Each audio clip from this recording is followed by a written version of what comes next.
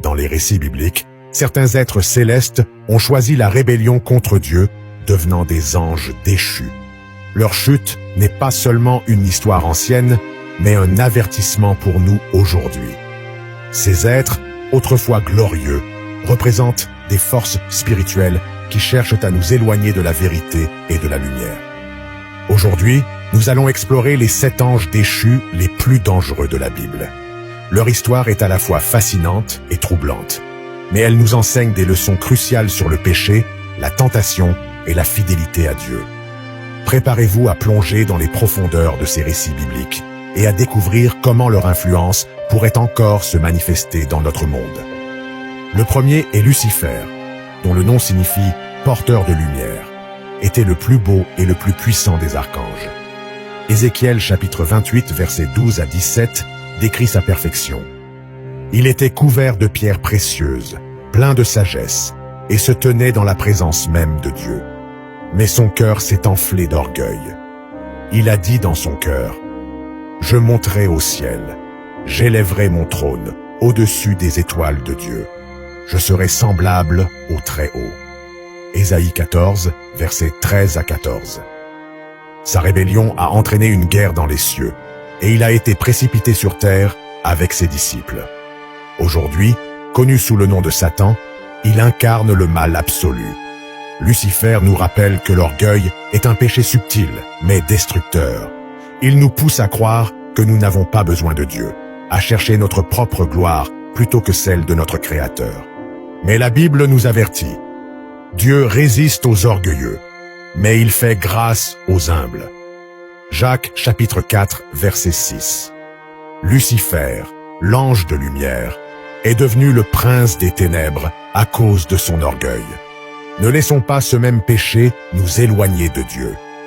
Le deuxième est Bélial, dont le nom signifie « sans valeur », est le maître du mensonge et de la perversion. Dans 2 Corinthiens 6,15, il est opposé à Christ.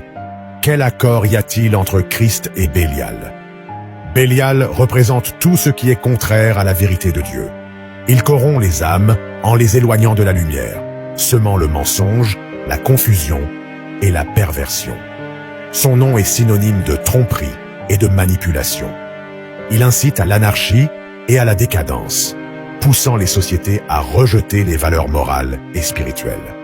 Aujourd'hui, Bélial agit à travers les fausses doctrines, les idéologies qui rejettent Dieu, et les tentations qui nous poussent à compromettre nos valeurs.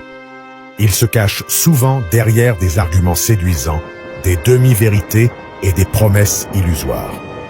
Mais comment résister à Bélial? En restant ancré dans la parole de Dieu. Jésus a dit « Je suis le chemin, la vérité et la vie. » Jean 14, 6. La vérité de Dieu est notre bouclier contre les mensonges de Bélial. Troisième, Asmodée, le démon de la luxure, est un ennemi redoutable des relations humaines. Dans le livre de Tobie, il est décrit comme celui qui détruit les mariages en attisant les désirs charnels et la jalousie. Asmodée s'infiltre dans les cœurs pour semer la discorde et la perversion. Il représente la tentation des plaisirs interdits, ceux qui semblent attrayants mais qui détruisent tout sur leur passage. Asmodée nous rappelle que la pureté est un cadeau précieux et que la luxure peut détruire ce que Dieu a sanctifié. 1 Corinthiens 6,18 nous exhorte. Fuyez l'impudicité. Ne laissons pas Asmodée infiltrer nos cœurs et nos foyers. Au contraire, cultivons l'amour véritable, qui est patient, pur et désintéressé, comme décrit dans 1 Corinthiens 13. Asmodée est un rappel que les désirs charnels peuvent nous éloigner de Dieu, mais que la pureté nous rapproche de lui. Quatrième, Léviathan, souvent décrit comme un immense serpent ou un monstre marin, incarne le chaos primordial.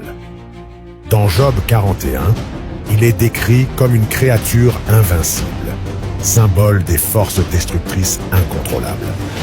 Léviathan représente nos peurs les plus profondes, celles qui nous paralysent et nous empêchent de faire confiance à Dieu. Il est lié aux eaux profondes, à l'inconnu et à la confusion. Mais rappelons-nous que Dieu est plus grand que Léviathan. Psaume 104, 26. dit que même Léviathan est une créature de Dieu, soumise à sa volonté. Quand les tempêtes de la vie nous assaillent, tournons-nous vers celui qui calme les mers et domine le chaos. Car Dieu ne nous a pas donné un esprit de crainte, mais de puissance, d'amour et de sagesse. 2 Timothée 1,7. 5e. Azazel, l'ange rebelle, a enseigné aux hommes les secrets des armes et de la guerre. Son savoir a déclenché des conflits sans fin, plongeant l'humanité dans un cycle de violence et de souffrance. Azazel représente la tentation de la violence, de la vengeance et de la destruction. Il nous pousse à résoudre nos problèmes par la force plutôt que par la paix. Mais Jésus nous dit, dans Matthieu 5,9, « Heureux ceux qui procurent la paix, car ils seront appelés fils de Dieu. » Résistons à l'esprit de violence et de division. Cherchons la réconciliation et la paix, car le fruit de la justice est semé dans la paix par ceux qui recherchent la paix. Jacques chapitre 3, verset 18. 6e. Mammon, l'incarnation de l'avidité, nous pousse à idolâtrer la richesse et le pouvoir. Jésus nous avertit dans Matthieu 6,24. Vous ne pouvez servir Dieu et Mammon.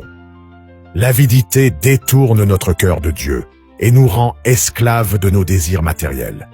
Mais Dieu nous appelle à une vie de contentement et de générosité.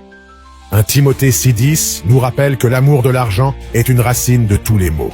Cherchons plutôt les richesses célestes, qui ne périssent pas. Numéro 7. Belzébuth, le prince des démons, incarne la corruption ultime. Son nom signifie « Seigneur des mouches », symbolisant la décomposition et la décadence. Il cherche à détruire tout ce qui est bon, pur et saint. Mais nous avons une arme puissante contre lui, la puissance de Jésus-Christ.